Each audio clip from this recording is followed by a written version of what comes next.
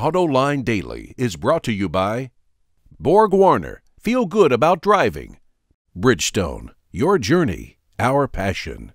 And by Dow Automotive Systems, improving durability and increasing design flexibility with Betamate structural adhesives at dowbetamate.com.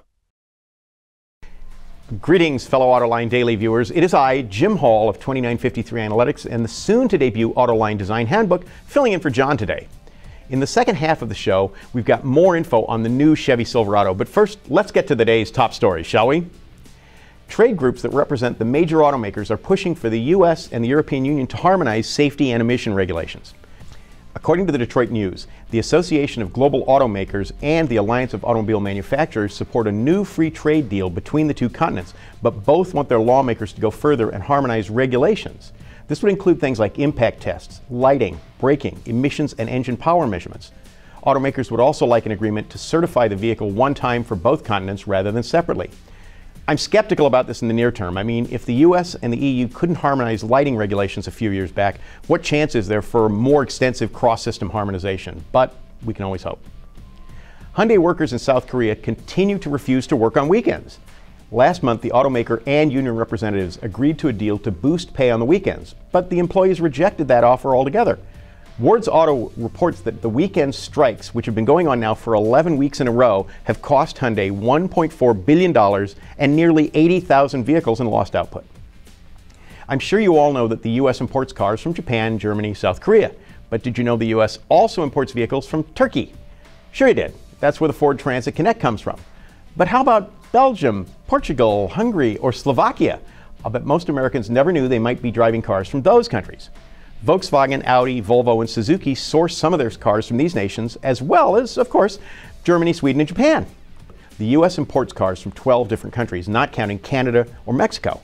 And now you know more than most experts in the auto industry do. By now, most of you are aware of the HondaJet, Honda's small business airplane. The company announced that its fifth iteration of the aircraft made its first flight, so it could gather data for the customer versions of the plane. The flight lasted an hour, where it saw speeds of 300 knots, that's 345.25 miles per hour, over 555 kilometers per hour for you Metroids out there, and it climbed to 12,000 feet, performing both low and high-speed handling maneuvers. When the final version does hit the tarmac, it'll carry a hefty price tag of $4.5 million. Many of us have come to know and love Ford's high-performance pickup, the SVT Raptor. Well, the folks over at Hennessey have taken the pickup, capped the bed, and turned it into an SUV. The company calls it the VelociRaptor. It's an 8-seat SUV powered by the same 6.2-liter V8 that puts out 411 horsepower. Now, it can be upgraded to a supercharged 600 horsepower if you like. 411 horsepower. 8 people. I can think of several places I'd rather be than with 7 other people in a Raptor SUV with 411 horsepower off-road, like on Ghana Airlines with a lactating goat next to me in the window seat, but never mind.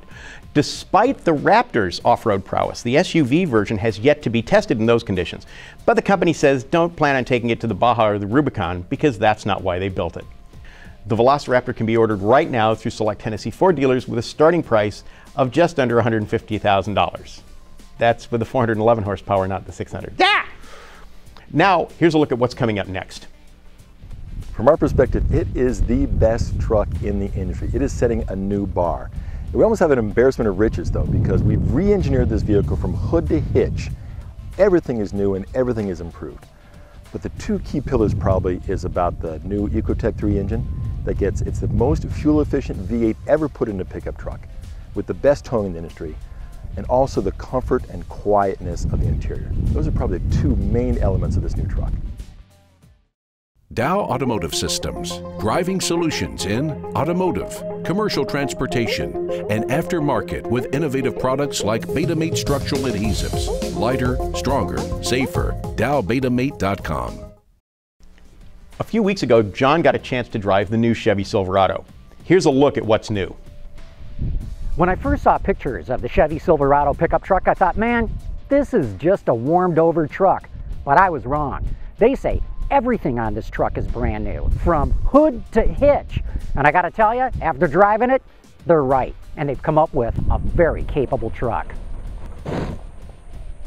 We wanted to significantly improve the fuel economy on the truck, which is a very important consideration for customers today. We wanted to improve the styling of the vehicle from today's already great styling. We wanted to improve the work end of the truck, which is the box with the easy lift and lower tailgate and the bumper step with the integrated handhold. We wanted to do all of this while providing more, but not having to take anything away, and doing all this at pricing that's essentially carryover from today's truck.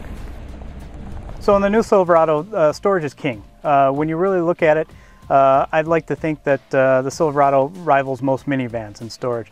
You have an upper glove box, lower glove box, which are larger than they have been in the past. You have the largest console known to man. When you really look at this console, it's massive. There's opportunity for you to store a laptop, hanging file folders, dedicated storage for a phone, PDA, anything like an iPod or iPad. You have connectivity in the console, 5 USB ports, 2 APOs, a 110 volt, all within this one console. I mean, it's pretty much you could power the entire house from this console. We've added MyLink to these 2014 Silverados. So now you basically have an extension of your smartphone built in to an 8-inch screen in your dash. You can access all of your contact information, all of your media that's stored on that device, so iPods, iPads, iPhones, MP3 players, USB drives. You can connect up to 10 devices and seamlessly interact with all of those devices within the vehicle without having to pick up one of the devices. Just press a button on the screen, automatically would transfer you in between those.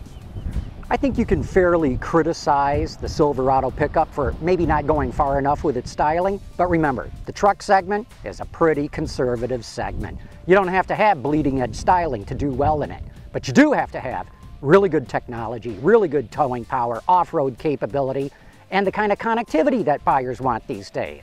So you watch, I'll bet Chevrolet does pretty well with this thing. Knock off the F-150? Probably not, but I do expect them to do a whole lot better. Starting price for the regular cab Silverado is just under $25,000, including destination charges, which is actually the same base price as the 2013 model, and more premium models hit north of $55,000. And while we're talking GM, you should check last week's episode of Autoline After Hours with the head of the company's small block engines, Jordan Lee. It's full of great info about GM's iconic Bent 8 engine. And if you can't get enough of GM engines this week, John and the Auto Extremist welcome Michael Segrist, the Assistant Chief Engineer of the Chevy Cruze diesel. And he'll be bringing that engine into the studio for the crew to check out as well.